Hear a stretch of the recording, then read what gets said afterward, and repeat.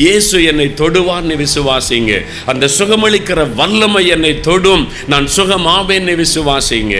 இந்த அற்புதத்தை செய்ய காரணம் என்ன தெரியுமா? இயேசுவுடைய விசுவாசத்தை கண்டு என்று வேதம் சொல்லுகிறார். அந்த விசுவாசத்தை கண்டு அற்புதம் செய்தார். வேற ஒன்று அவர் கேட்கல, உங்கள்கிட்ட காணிக்க கேட்கல, பொண்ணு பொருளை கேட்கல. என்னை விசுவாசிக்கிறியா, நான் உனக்கு அற்புதம் செய்கிறேன், அவ்வளோதான் கேட்குறா.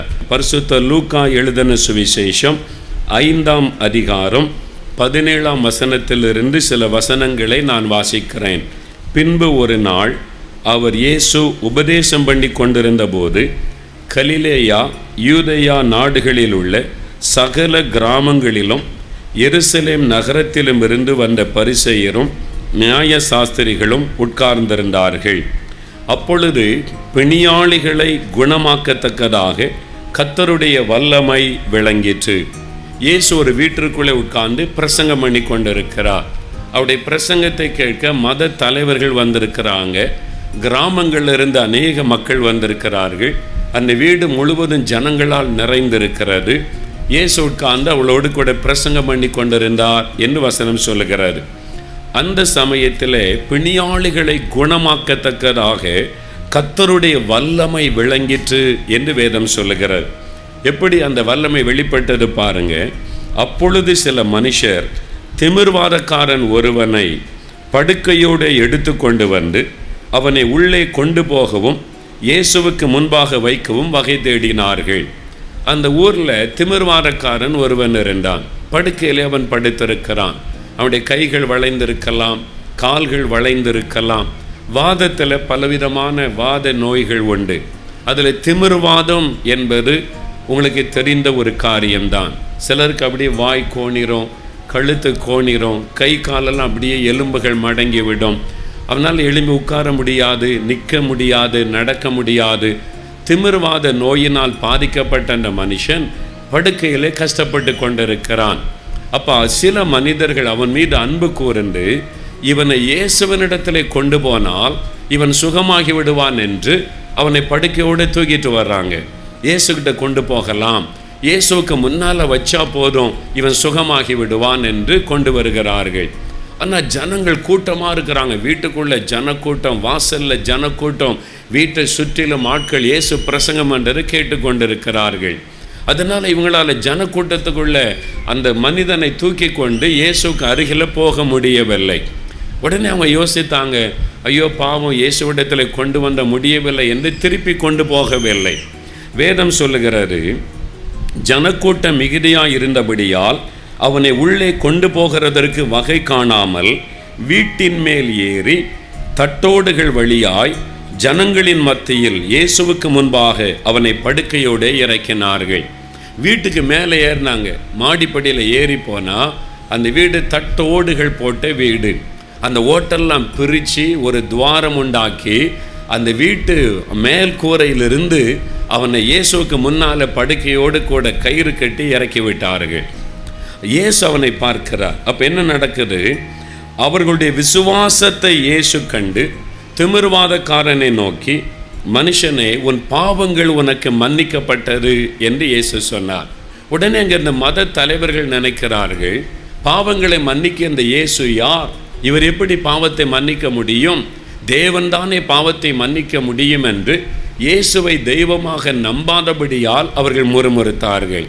அப்பொழுது இயேசு சொல்லுகிறார், பூமியிலே பாவங்களை மன்னிக்க மனுஷகுமாரனாகிய எனக்கு அதிகாரம் உண்டு. தான் இந்த உலகத்தில் வந்த இறைவன் என்பதை ஆண்டவர் வெளிப்படுத்தி அவருடைய சிந்தனைகளை அறிந்து ஆண்டவர் அப்படி பேசிவிட்டு ஆண்டவர் சொல்லுகிறார், அந்த திமிர்வாதக்காரனை பார்த்து சொல்லுகிறார், நீ உன் படுக்கையை எடுத்துக்கொண்டு உன் வீட்டுக்கு போன்னு ஒரு வார்த்தை இயேசு சொன்னார். உடனே அவன் சுகமாகி எழுந்து அந்த படுக்கையை சுமந்து கொண்டு அவன் இயேசுவை மகிமைப்படுத்தி விட்டு வீட்டுக்கு போனான். அதனாலே எல்லாரும் ஆச்சரியப்பட்டு தேவனை மகிமைப்படுத்தினார்கள். அல்லாமலும் அவர்கள் பயம் நிறைந்தவர்களாகி அதிசயமான காரியங்களை இன்று கண்டோம் என்றார்கள். இன்றைக்கு அதிசயமான காரியங்களை கண்டோம் என்றார்கள். இன்றைக்கு இந்த இடத்துல அதிசயங்கள் நடக்க போகிறது. இயேசு அதிசயங்களை செய்கிற தேவன், அற்புதங்களை செய்கிற தேவன். ஒரு அதிசயத்தை நீங்கள் பார்க்க போகிறீர்கள். அல்லேலூயா. பாருங்க, இந்த மனுஷனை கொண்டு வர்றாங்க, இயேசுவனை கொண்டு வர்றாங்க. வீட்டுக்குள்ளே போக முடியல. உடனே மாடியில் ஏறி ஓட்டை எல்லாம் பிரித்து அந்த வீட்டுக்குள்ளே இறக்குறாங்க. கொஞ்சம் யோசித்து பாருங்கள், உங்கள் வீட்டில் இயேசு இருந்து அந்த ஓட்டெல்லாம் ஒருத்தர் கலட்டினா நீங்கள் என்ன பண்ணுவீங்க? யாருடா எங்கள் வீட்டை உடைக்கிறது? நாங்கள் எவ்வளோ கஷ்டப்பட்டு வீடு கட்டி இருக்கிறோம், ஒரு வீடு கட்டுற கஷ்டம் யாருக்கு தெரியும்? வீட்டெல்லாம் உடைக்கிறியன்னு சண்டைக்கு போயிருப்பான்ல. ஆனால் அந்த வீட்டுக்காரன் யாரும் சண்டைக்கு போகவே இல்லை. வீட்டையே திறக்கிறாங்க, மேல் கூரையை பிரித்து எடுத்து ஓட்டை எடுத்து ஒரு ஆளையை உள்ளே இறக்குறாங்க. யாரும் ஒன்றும் பதில் சொல்லலை. ஏன்? இயேசு அங்கே இருந்தா. அல்லேலூயா. இயேசு அங்கே இருந்ததுனால வீட்டையே உடைச்சி ஒரு ஆளை இறக்குறாங்க. ஒருத்தர் அந்த வீட்டுக்காரங்க கூட ஒன்றும் பேசலை, அமைதியாக இருக்கிறாங்க. எல்லாரும் பார்க்குறாங்க, ஒரு திமிர்வாதக்காரனை இயேசுக்கு முன்னால் இறக்கி வச்சுட்டாங்க. மேலேருந்து அவங்க பார்க்குறாங்க, இயேசு அவங்கள பார்க்குறாரு. இவங்க இந்த மனுஷனை கொண்டு வந்து எனக்கு முன்னால் வச்சுருக்கிறாங்களேன்னு பார்க்கிறார். இயேசு கோவப்பட்டாரா? ஒரு வீட்டையே பாழ் பண்ணுறீங்களாப்பா, நான் தான் வெளியே வந்து சுகமாக்கிறேன் அப்படி சொன்னாரா? ஒன்றும் சொல்லலை. வேதம் சொல்லுகிற அவருடைய விசுவாசத்தை இயேசு கண்டாராம். ஆண்டவருடைய வார்த்தை சொல்லுகிறது, அவருடைய விசுவாசத்தை இயேசு கண்டார். அந்த அவனை தூக்கிட்டு வந்த நண்பர்கள், இயேசுகிட்ட போனால் இவனுக்கு ஒரு அற்புதம் நடக்கும், இவன் சுகமாயிருவான், இவனுடைய துக்கம் சந்தோஷமாக மாறிடும், பாவம் இவன் படுக்கையில் கஷ்டப்படுகிறானே, ஒரு அற்புதம் நடக்கணும்னு சொல்லி விசுவாசத்தோடு கொண்டு வந்திருக்கிறாங்க பாருங்க. அந்த விசுவாசத்தை இயேசு கண்டாராம். கண்ட உடனே அந்த மனுஷனை பார்க்கிறார். அவன் அப்படியே சுருண்டு படுத்திருக்கிறான், கை காலெல்லாம் முடக்கப்பட்டு. அவனை பார்த்து இயேசு என்ன சொன்னார் தெரியுமா? மகனை திடன்கொள், உன் பாவங்கள் உனக்கு மன்னிக்கப்பட்டது. முதலாவது இயேசு சொல்கிறாரு, உன் பாவம் உனக்கு மன்னிக்கப்பட்டதுன்னு சொல்கிறார். ஏன் ஆண்டவர் அந்த வார்த்தை சொல்லணும்? எழும்பி நடன்னு சொன்னால் அவன் நடக்க போகிறான், சுகம் உண்டாக போகிறாரு. அதுக்கு தான் அவனை கொண்டு வந்திருக்கிறாங்க. ஆனால் இயேசு சொல்லுகிறார், மகனை திடன்கொள். மத்தேயு 9 அதிகாரத்திலையும் 2ஆம் வசனத்திலேருந்து இதே காரியம் எழுதப்பட்டிருக்கிறது. அப்போ அந்த அற்புதத்தை நேரில் பார்த்த அந்த மத்தேயு எழுதுகிறார். அவனை பார்த்து இயேசு சொல்கிறாராம், மகனை திடன்கொள், நீ பயப்படாத, நீ கலங்காத, நீ திடன்கொள், உன் பாவங்கள் உனக்கு மன்னிக்கப்பட்டதுன்னு சொல்கிறார். ஏன் அந்த வார்த்தை ஆண்டவர் சொன்னார் என்றால், அந்த வியாதிக்கு காரணமே அவனுடைய பாவங்கள். எல்லா வியாதிக்கும் பாவம் தான் காரணம்னு சொல்ல முடியாது. நாம் இயற்கை விதிகளை மீறும் பொழுது சில நோய்கள் நமக்கு வரக்கூடும். நோய் கிருமிகளினால் நோய்கள் வரக்கூடும். பல காரிய வேதத்தில் எழுதப்பட்டிருக்கிறது. சில பாவங்கள் வியாதியை நம் சரீரத்தில் கொண்டு வரும். இவன் வியாதிப்பட்டதற்கு காரணம் இவனுடைய பாவம். அதனால தான் அவன் வியாதிப்பட்டு படுக்கையில் இருக்கிறான். அதனால் தான் இயேசு சொல்லுகிறார், இவனுடைய பாவம் மன்னிக்கப்பட்டால் தான் இவன் சுகமாக்கப்பட முடியும். அந்த தடை மாறினால்தான் ஒரு அற்புதம் இவன் வாழ்க்கையிலே நடக்க முடியும். அதனால தான் அப்போ தான் அவனுக்கு சமாதானம் உண்டாக முடியும். அதனால் இயேசு சொல்லுகிறார், மகனை திடன்கொள், உன் பாவம் மன்னிக்கப்பட்டது. இயேசு ஏன் அப்படி திடன்கொள் என்று சொல்லுகிறார்? இவனுக்கு தெரியும், தன்னுடைய பாவத்தினால தான் இந்த வியாதி என்று அவனுக்கே தெரியும். அவனுக்கே தெரியும், நம்ம பாவத்தினால தான் இந்த வியாதி நமக்கு வந்திருக்குன்னு அவனுக்கே தெரியும். அவனுடைய உள்ளத்தில் என்ன துக்கம்? இயேசு என்னை மன்னிப்பாரா? நான் செய்கிற பாவத்தை எனக்கு மன்னிப்பாரா? அல்லது அவர் தீர்க்கதரிசி ஆயிட்டு நான் செய்கிற பாவம்லாம் அவருக்கு தெரியுமே, நீ பாவியான மனுஷன், நீ பாவத்திற்கு ஏற்ற தண்டனை அனுபவிக்கிறாய் என்று என்னை புறக்கணித்து விடுவாரோ என்கிற பயம். பாவத்தை குறித்த உணர்வு இருந்தது, என் பாவம் மன்னிக்கப்படுமான ஏக்கம் இருந்தது.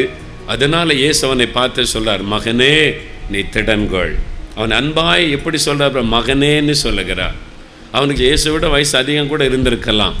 அந்த ஆண்டவர் அவன் என்ன சொல்கிறார்? மகனேன்னு சொல்கிறார். நாம் எல்லாருமே தேவனுடைய பிள்ளைகளாக இருக்கிறோம். அல்லேலூயா. இயேசுவுக்கு பேரம் பேத்தி இல்லாமல் கிடையாது. 60 வயசு ஆனால் கூட உங்களை மகளேன்னு தான் சொல்லுவார், மகனேன்னு தான் சொல்லுவார். நாம் தேவனுக்கு எல்லாரும் பிள்ளைகளாக இருக்கிறோம். அல்லேலூயா. அவர் நம்மை தான் பிள்ளைகளாக நேசிக்கிறார். அவனை பார்த்து அவனுடைய பாவத்தின் நிமித்தம் அவனை வெறுக்கவில்லை, அவனை மகனேன்னு கூப்பிடுகிறார். உன் பாவம் மன்னிக்கப்பட்டதுன்னு சொல்லுகிறார். அவனுக்குள்ள ஒரு பெரிய சந்தோஷம். அந்த இயேசு என்னை ஏற்றுக்கொண்டார். இந்த ஊழியத்தின் ஆரம்ப காலத்தில் பல ஆண்டுகளுக்கு முன்னால் ஒரு ஐயா கூட்டத்துக்கு வருவார். நான் அவர் அடிக்கடி பார்த்துருக்கேன். கூட்டம் முடிஞ்ச உடனே ஜெபம் பண்ணிட்டு போவார். ரொம்ப பக்தி உள்ள ஒரு மனிதர், கிறிஸ்தவர் தான், பக்தி உள்ள மனிதர். ஒரு கிராமத்திலேருந்து வருவார், நல்ல வேலை செய்து கொண்டிருந்தார், மனைவி பிள்ளைகள்லாம் இருக்கிறாங்க. ஆனால் கூட்டத்துக்கெல்லாம் வந்து ஜெபிச்சுட்டு போனால் கூட ஏதோ ஒன்றை இழந்த மாதிரி துக்கத்தோடே இருப்பார். ஒரு பெரிய சந்தோஷம் மகிழ்ச்சி அது மாதிரி இருக்க மாட்டார். அவருக்கு தெரியும் ஏதோ ஒரு துக்கம் உள்ளத்தில் இருக்குதுன்னு சொல்லி. ஒரு நாள் என்னை பார்க்க நம்முடைய ஆஃபீஸுக்கு வந்தார். வந்து ஐயா உங்கள்கிட்ட நான் தனியாக கொஞ்சம் நேரம் பேசணும் என்று சொன்னார். சரி வாங்க என் ரூமில் உட்காந்து பேசலான்னு என்னுடைய ரூமில் கூட்டு உட்கார வச்சேன். உங்களுடைய என்ன காரியம் ஐயான்னு கேட்டேன். கண்ணீர் விட்டு அழுதார். சிறு பிள்ளை மாதிரி அவர் அழுதார். ஏங்கி ஏங்கி அவர் அழுதார்.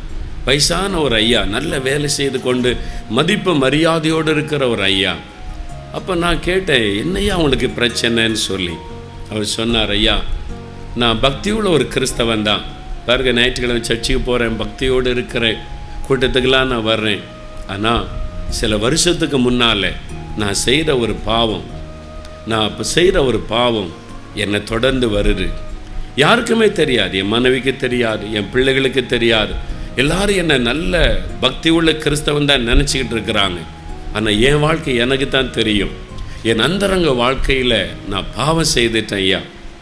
இப்போ வயசாயிட்டு பலனெல்லாம் போயிட்டு இப்போ அந்த பாவத்தை நான் செய்கிறது இல்லை. ஆனால் முன்னால் நான் செய்கிற அந்த பாவம் என்னை தொடர்ந்து வருது. எப்படி சொல்கிறீங்கன்னு கேட்டேன். எனக்கு சமாதானம் இல்லை. என் பிள்ளைகள் என் வாழ்க்கையெல்லாம் பார்க்கும்போது நிறைய ஆசீர்வாதம் தடைப்பட்டு நிற்குது. என் மனசாட்சி என்னை வாதிக்குது.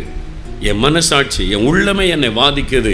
நீ பாவி, நீ இந்த பாவத்தை செய்திருக்கிற பார், அதான் உன் குடும்ப பிள்ளைகள்லாம் பாதிக்கப்படுறாங்க. என் மனசாட்சியே என்னை வாதிக்குதுய்யா. நான் பக்தியோட சர்ச்சுக்கு வந்தாலும் கூட்டத்துக்கு வந்தாலும் எனக்கு நிம்மதி இல்லை, ஒரு சமாதானம் இல்லை. எனக்கு தெரியும் நான் செய்கிற பாவம்தான், வேறு யாருக்குமே அது தெரியாதுய்யா அப்படின்னு சொன்னார். ஆனால் ஆண்டவருக்கு தெரியும். இப்போ உங்ககிட்ட நான் சொல்லிருக்கேன் அப்படின்னு சொன்னார். இப்போ நான் அவரை பார்த்து சொன்னேன், ஐயா எல்லா பாவத்தையும் இயேசு சிலுவையில் சுமந்துட்டார். அவர் பாவின்னு யாரையும் புறம்பே தள்ள மாட்டார். ஆனால் ஒரே ஒரு காரியம் இயேசு சொல்றார், தன் பாவத்தை மறைக்கிறவன் வாழ்வடைய மாட்டான், அறிக்கை செய்து விட்டு விடுகிறவன் இறக்கம் வருவான். நீங்கள் ஆண்டவரிடத்தில் இயேசுவே என் பாவத்தை மன்னியும், நான் பாவம் செய்துட்டேன், என்னை மன்னிச்சு எனக்கு ஒரு சமாதானம் தாங்கன்னு கேளுங்க, இயேசு உங்களை கட்டாயம் மன்னிப்பார்னு சொன்னேன். என்னோடு முழங்கால் படியிட்டார். ஒரு சின்ன ஜெபம் பண்ணார். இயேசுவே நான் பாவின்னு உணர்றேன், என்னை மன்னிச்சிருங்க, நான் செய்த தப்பெல்லாம் எனக்கு மன்னிச்சு என் பிள்ளைங்க பாதிக்கப்படக்கூடாது, என் சமாதானம் எனக்கு இல்லை, நிம்மதி இல்லை, எனக்கு நிம்மதி தாங்க அப்படின்னு ஜெபம் பண்ணார். நான் அவருக்காக ஜெபிச்சு முடித்தேன்.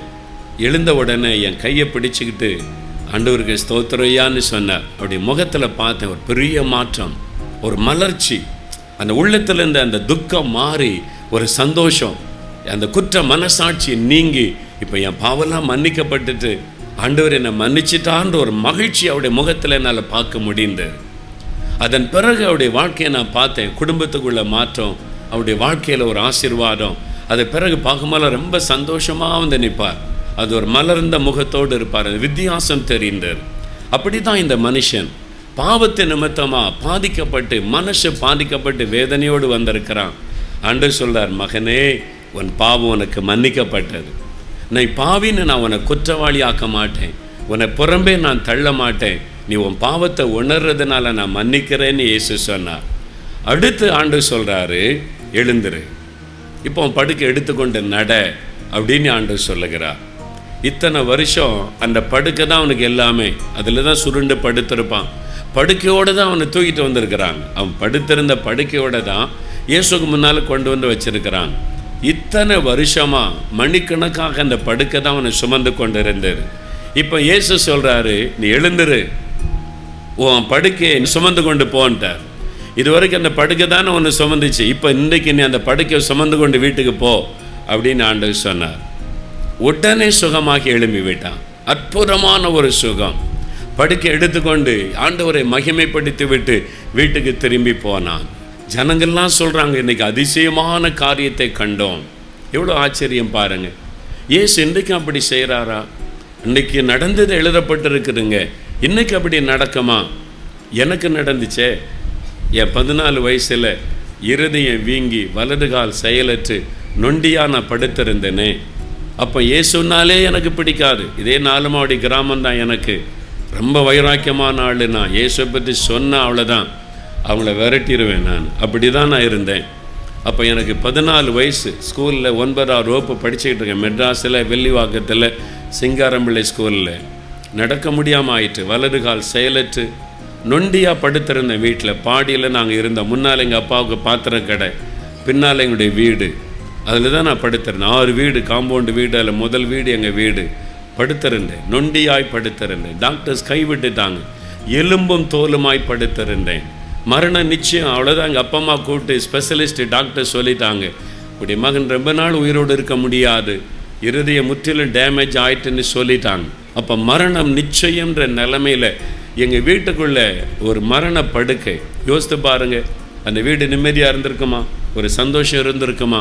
ஒரு மரண வீடு போல் எங்கள் வீடு இருந்தது. சில மாதங்கள் அந்த வேதனை. அப்போ தான் ஒரு கிறிஸ்தவ சகோதரர் எங்கள் கடையில் எங்கள் அப்பாவோட ஜாமான் வாங்க வந்ததில் பழகினவர். அவர் நான் நோய் வாய்ப்பட்டிருப்பதை கேள்விப்பட்டு விசாரிச்சுட்டு போக வீட்டுக்கு வந்தார். எங்கள் அம்மா அவரை பார்த்து அழுதாங்க கண்ணீரோடு. என் மகனை எல்லாரும் கைவிட்டுட்டாங்க, என் மகன் செத்துருவான்னு டாக்டர் சொல்கிறாங்க, நீ ஜெபம் பண்ணுவியா, என் மகனுக்காக ஜெபிப்பியான்னு சொன்னாங்க. அவர் உடனே பாருங்கள், லூகாஸ் டிவிஎஸ் கம்பெனியில் வேலை செய்து கொண்டிருந்தவர். அவர் ஒரு பாஸ்டரும் அல்ல, ஊழியரும் அல்ல, ஒரு வேலை செய்து கொண்டிருந்தவர். நான் ஜெபம் பண்ணுறேன், ஏசு அற்புதம் செய்வார்னு சொன்னார்.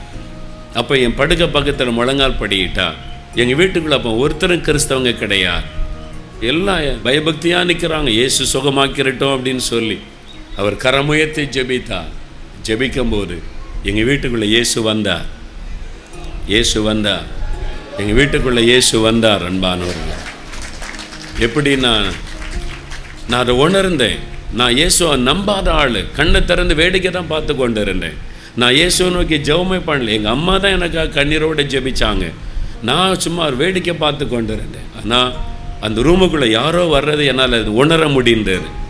உங்கள் வீட்டில் நீங்கள் தனியாக இருக்கும்போது கண்ணை மூடி சும்மா உட்காந்துருங்க. யாராவது அந்த ரூமுக்குள்ளே நடந்து அவங்களால ஃபீல் பண்ண முடியும், உங்களால் உணர முடியும் யாரோ வர்றாங்கன்னு. அதே மாதிரி நான் உணர்ந்தேன், யாரோ இந்த ரூமில் வர்றாங்க, என் படுக்க பக்கத்தில் வர்றாங்கன்னு நான் உணர்ந்தேன். அப்போ என் கண்ணில் இந்த கண்ணீராவடி ஆரம்பித்தோம். பயம், தெய்வீக பயம், ஏதோ இங்கே நடக்குதுன்னு சொல்லி. அவர் சொல்கிறார், இயேசுவே தொடும் அப்படின்னு ஜெபிக்கும்போது ஒரு கரம் என்னை தொட்டார். இந்த தோள் பகுதியில், வலது தோள் பகுதியில் ஒரு கை தொடுவதை நான் உணர்ந்தேன். அப்போ ஒரு வல்லமை அப்படியே என் கால் வழியாக இப்படியே பாய்ந்து போகுது. என்னால் உணர முடியும். நான் எக்ஸ்பீரியன்ஸ் அந்த வல்லமை நான் உணர்ந்தேன். உடனே நான் படுக்கையில் எழுந்து அமர்ந்துட்டேன். அடுத்த நிமிஷம் என் கால் சரியாக எழுந்து உட்கார்ந்தேன். ஜெபம் முடிச்சுட்டு அவங்க கண்ணை திறந்து பார்க்குறாங்க. நான் எழும்பி உட்கார்ந்துட்டு நான் எலும்பும் தோலுமாக இருந்தேன். பல மாதங்கள் அந்த நோய் படுக்க நான் மெதுவாக அப்படி எழும்பி நின்று நடக்க ஆரம்பித்தேன். நடக்க முடிந்தது. வீங்கி இருந்தேன், இருதய நார்மலாய் மாறிவிட்டது. அற்புதம். அப்போ 2000 வருஷத்துக்கு முன்னால் இயேசு அற்புதம் செய்தாரே, இன்றைக்கு நடக்குமான எனக்கு செய்தாரே. அதனால தான் நான் அவரை குறித்து பிரசங்கம் பண்ணுறேன். எனக்கு செய்தார். இயேசு என்னை சந்திக்காமல் இருந்திருந்தா என் கல்லறை தான் இன்றைக்கு உலகத்தில் இருந்திருக்கும். என்னை நேசித்து நான் அவரை நம்பலை, அவரை தூஷித்தேன். ஆண்டவர், நீ உனக்கு எனக்கு என்ன சம்பந்தம்னு ஆண்டவர் போகலை, எனக்கு கூட அற்புதம் செய்தார். அப்போ உங்களுக்கு செய்ய மாட்டாரா? இன்றைக்கு அவர் செய்வார். இன்றைக்கு அவர் உங்களுக்கு செய்ய போகிறார். உங்களை தொட போகிறார். உங்களுக்கு அற்புதம் செய்ய போகிறார். கண்கள் பாதிக்கப்பட்டவங்களுக்கு கண்ணில் பார்வை கொடுக்க போகிறார். இன்றைக்கு இப்போ நடக்க போகிறது. இப்போ நம்ம ஜெபிக்கும் போது இயேசு உங்களை தொட போகிறார். அவருடைய வல்லமை இங்கே பிரசன்னமாகி இருக்கிறது. நான் இதை ஆவியிலே உணர்கிறேன். ஆண்டவருடைய சுகமளிக்கிற வல்லமை இங்கே பிரசன்னமாகி இருக்கிறது. இப்பொழுது ஆண்டவருடைய வல்லமை தொட்ட உடனே சுகம். அவன் சுகமானான், எழும்பி நடந்துட்டான். அற்புதமான சுகம். நொண்டியா கிடந்த எனக்கு அற்புத சுகம் கொடுத்தார். உங்களை சுகமாக்குவார். பயப்படாதங்க. எந்த வியாதியா இருக்கட்டும், இயேசு இலவசமாய் சுகம் தருவார். இப்போ அவருடைய வல்லமை உங்களை தொட போகிறது. நீங்கள் சுகமடைய போறீங்க. அது எந்த நோயா இருக்கட்டும், ஒரு அற்புதமான மாற்றம் உண்டாகும். விசுவாசிங்க. இன்றைக்கு இயேசு என்னை தொடுவார்னு விசுவாசிங்க. அந்த சுகமளிக்கிற வல்லமை என்னை தொடும், நான் சுகமாவேன்னு விசுவாசிங்க. இந்த அற்புதத்தை செய்ய காரணம் என்ன தெரியுமா? இயேசுவுடைய விசுவாசத்தை கண்டு என்று வேதம் சொல்லுகிறார். அந்த விசுவாசத்தை கண்டு அற்புதம் செய்தார். வேற ஒன்று அவர் கேட்கல. உங்கள்கிட்ட காணிக்கை கேட்கல, பொண்ணு பொருளை கேட்கல. என்னை விசுவாசிக்கிறியா, நான் உனக்கு அற்புதம் செய்கிறேன், அவ்வளோதான் கேட்குறார். என்னிடத்தில் வல்லமை உண்டு என்று நீ விசுவாசிக்கிறாயா? ஒரு குருடன் வந்து கூப்பிட்றான், இயேசுவே தாவீதின் குமாரனே எனக்கு இறங்கும். இயேசு அவனை பார்த்து, எனக்கு என்ன காணி கொண்டு வந்த? இயேசு அதை கேட்கல. அவர் என்ன கேட்டார் தெரியுமா? இதை செய்ய என்னிடத்தில் வல்லமை உண்டு, நீ விசுவாசிக்கிறியா? நான் உன்னை சுகமாக்குவேன்னு எனக்கு நீ விசுவாசிக்கிறியான்னு கேட்டார். விசுவாசிக்கிற ஆண்டவரே நான் உடனே அற்புதம் செய்கிறார். வேற ஒன்றும் இல்லை, விசுவாசம், அவ்வளோதான். இயேசு என்னை தொடுவார், இப்போ என்னை குணமாக்குவான்னு விசுவாசிங்க, உடனே அற்புதம் நடக்கும். நீங்கள் விசுவாசிக்கிறீங்களா? இன்றைக்கு இயேசு என்னை குணமாக்குவான்னு விசுவாசிக்கிறீங்களா? இயேசு என்னை தொடுவார்னு விசுவாசிக்கிறீங்களா? அப்போ ஆண்டவர் அற்புதம் செய்வார். பிரியமானவர்களே, ஆண்டவர் இயேசு இன்றைக்கு உங்களோடு தெளிவாய் பேசி இருக்கிறார் இல்லை? ஆண்டவருடைய செய்தி உங்களுக்கு வந்ததில்லை. நீங்கள் விசுவாசித்தா அற்புதத்தை காண முடியும். உங்கள் வாழ்க்கையில் ஏதோ ஒரு காரியத்தில் மாற்றம் வருமா, அற்புதம் நடக்குமா, ஏதாவது நன்மை நடக்குமான்னு எதிர்பார்க்குறீங்கள, விசுவாசத்தோடு ஜெபிச்சா போதும், அற்புதம் நடந்துடும். எனக்கு தான் விசுவாசமே இல்லையே நினைக்கிறீங்களா? உங்களுக்குள்ள விசுவாசம் இருக்குது. தேவன் அவனவனுக்கு பகிர்ந்த விசுவாச அளவு என்று வேதத்தில் எழுதப்பட்டிருக்கிறது. பைபிளில் வாசிக்கும்போது ஆண்டவர் எல்லாருக்குள்ளும் விசுவாசத்தை வைத்திருக்கிறார். ரோமர் 12:3 சொல்லியிருக்கு. அப்போ உங்களுக்குள் இருக்கிற விசுவாசத்தை நீங்கள் சந்தேகப்படுவது தான் அவிசுவாசம். அப்போ உங்களுக்குள்ள இருக்கிற விசுவாசத்தை பயன்படுத்துங்க, அற்புதம் நடந்துடும். அப்படி என்ன செய்யணும்? வாய்நாள் அறிக்கையிடுங்க. இயேசுவே, உம்முடைய வல்லமை விசுவாசிக்கிறேன். இயேசுவே, உம்முடைய வார்த்தையை நான் விசுவாசிக்கிறேன். இயேசுவே, எனக்கு இன்றைக்கு ஒரு அற்புதத்தை செய்வீர் என்பதை விசுவாசிக்கிறேன். நீங்கள் சொல்லுங்கள். விசுவாசத்தோடு நான் ஜெபிக்கிறேன்னு சொல்லி வாய்நாள் அறிக்கையிட்டு ஜெபம் செய்யுங்க, உடனே அற்புதம் நடக்கும். எனக்கு விசுவாசமே இல்லை அப்படி இப்படின்னு அதை சொல்லாதங்க. உங்களுக்குள்ள விசுவாசத்தை ஆண்டவர் ஏற்கனவே வைத்துவிட்டார். சரியா? இப்போ உங்களுக்குள்ள விசுவாசம் இருக்குது, அது போதும். நீங்கள் அற்புதம் பெறுவதற்கு அந்த விசுவாசம் போதும். இப்போ நம்ம ஜெபிக்கலாம். உங்களுக்கு என்ன அற்புதம் வேணும்? சுகம் வேணுமா? வியாதி உள்ள இடத்துல கை வைங்க. கண்ணில் சுகம் வேண்டாம், கண்ணில் கை. இருதயத்தில் எங்கே வலி வேதனை இருக்கிறாங்க கை வைங்க, அல்லது இருதயத்தில் கை வைங்க. எதுக்கு? உங்களுடைய விசுவாசத்தை வெளிப்படுத்த. அப்படி இல்லைன்னா உங்களுடைய இருதயத்தில் கை வச்சு, எனக்கு கடன் பிரச்சனை மாறணும், திருமண காரியம் நடக்கணும், இந்த தடைகள் நீங்கணும், பிஸ்னஸ் ஆசீர்வதிக்கப்படணும், கற்பத்தின் கனி வேணும், என்ன ஆசீர்வாதமோ விசுவாசத்தோடு ஜெபிங்க. இப்போவே நீங்கள் பெற்றுக்கொள்ளுவீங்க. அப்படி தொடுதலை உணர்வீங்க. அந்த சந்தோஷம் உங்களுக்குள் வருவதை காண்பீங்க. விசுவாசம் உள்ள ஜெபம் ஒரு அற்புதத்தை உங்களுக்கு கொண்டு வரும். ஜெபிக்கலாமா? உங்கள் கூட சேர்ந்து நானும் விசுவாசத்தோடு ஜெபிக்க போகிறேன். ஜெபிக்கலாம். தகப்பனே, யார் யார் என்னோடு இணைந்து விசுவாசத்தோடு ஜெபிக்கிறாங்களோ, இந்த பிள்ளைகளோடு இணைந்து நான் ஜெபிக்கிறேன். இந்த மகள், இந்த மகன், இந்த தம்பி, இந்த தாயார், தகப்பனார் விசுவாசத்தோடு ஜெபிக்கிறாங்கப்பா. இன்றைக்கு எங்களுக்கு ஒரு அற்புதம் வேணும். இன்றைக்கு இந்த வியாதி சுகமாகணும், இந்த நோய் மாறணும், வலிகள் வேதனைகள் நீங்கணும்னு ஜெபிக்கிறாங்களே, இயேசு கிறிஸ்துவின் நாமத்தில் சுகம் உண்டாவதாக. இயேசு கிறிஸ்துவின் நாமத்தில் வலிகள் இப்பொழுது விலகுவதாக. இயேசு கிறிஸ்துவின் நாமத்தில் நோய்கள், பலவீனத்தை கொண்டு வருகிற போலாத ஆவிகள் அவருடைய சரீரங்களை விட்டு விலகி போவதாக. தரித்திரங்கள், வறுமைகள் அவருடைய குடும்பத்தை விட்டு விலகி போகட்டும் இயேசுவின் நாமத்தில். கடன் பிரச்சனைகள் மாறட்டும். ஒரு செல்வமும் செழிப்பும் அவருடைய வாழ்க்கையில வரட்டும். தடைப்பட்டிருக்கிற காரியங்களிலே அற்புதம் நடக்கட்டும். தடைகள் விலகட்டும். காரியத்தை வாய்க்க பண்ணும். திருமண காரியம், வீடு கட்டுகிற காரியம், பிசினஸ் காரியம், வேலை காரியம் இயேசுவின் நாமத்தில் வாய்க்கட்டும். ஒரு அற்புதம் நடக்க ஆரம்பிக்கட்டும். இன்றைக்கு அப்பா ஒரு அற்புதத்தை செய்யும். குழந்தை இல்லாத பிள்ளைகளுக்கு இயேசுவின் நாமத்தில் கர்ப்பத்தின் ஆசீர்வாதம் உண்டாகட்டும். திருமண தடைகள் மாறட்டும். இயேசுவின் நாமத்தில் அற்புதம் நடப்பதாக. ஆண்டவரே, நான் விசுவாசிக்கிறேன். இந்த பிள்ளைகள் விசுவாசிக்கிறார்கள். என்னுடைய விசுவாசத்தை கனப்படுத்துகிற தேவன் அல்லவா? இன்றைக்கே ஒரு மாற்றம் உடைய குடும்பத்தில் ஆரம்பிக்கட்டும். இப்பொழுதே ஒரு அடையாளத்தை அவர்கள் பார்க்கட்டும். வியாதி படுக்கையில் இருக்கிறவங்க இயேசுவின் நாமத்தில் எழும்பி நடப்பார்களாக. கால்களும் கைகளும் பலன் கொள்ளட்டும் இயேசுவின் நாமத்தில். கால்களுக்குள்ளே, எலும்புகள், நரம்புகளுக்குள்ளே வல்லமை இறங்கட்டும். அந்த வலிகள் விலகட்டும். எழும்பி நடக்கட்டும் இயேசுவின் நாமத்தில். கவலைகள் எல்லாம் விலகட்டும். ஒரு சந்தோஷம், மகிழ்ச்சி வரட்டும். இன்றைக்கே ஒரு அற்புத மாற்றத்தை காண செய்யும். இயேசு கிறிஸ்துவின் நாமத்தில் ஜெபிக்கிறேன். அற்புதங்களை எதிர்பார்க்கிறேன் பிதாவே. ஆமேன், ஆமேன்.